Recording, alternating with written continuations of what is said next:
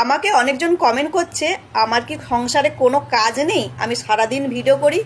আমি তাদেরকেই বলছি, শুনুন, আপনাদের থেকে না আমার অনেক বেশি কাজ, কিন্তু আমি সময় অনুযায়ী কাজ করি।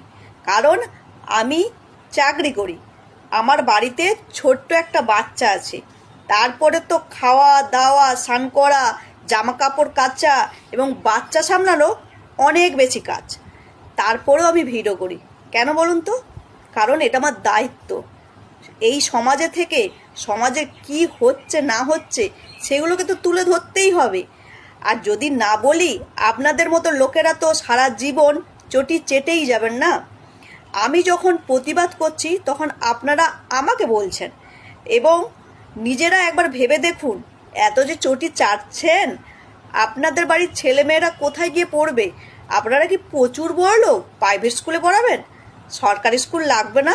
এই যে সরকারি স্কুল বন্ধ হয়ে যাচ্ছে, যোগ্য শিক্ষকরা রাস্তায় বসে আছে, আজকে রাজ্যের লোকজনকে পরিযায়ী শ্রমিক হতে হচ্ছে, চোখ বন্ধ করে রাখবেন?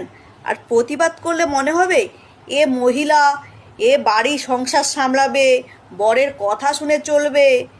এ কেন প্রতিবাদ করছে? এ কেন কথা বলছে? আপনারা 100 বছর পিছিয়ে আছেন, আর আমি আপনাদের থেকে অনেক এগিয়ে আছি। তাই বলছি, শুনুন, চোখ খুলুন। আর বাড়িতে যে মহিলাদেরকে আছে না, তাদের নিজের অধিকারটা ফিরিয়ে দিন। কারণ এখন যে যা বলবে, যে যা করবে, সেটা নিজের স্বাধীনতায় করবে। কি মনে হচ্ছে আপনাদের? আপনাদের কথাতে আমি ভিডিও করা বন্ধ করে দেবো? না।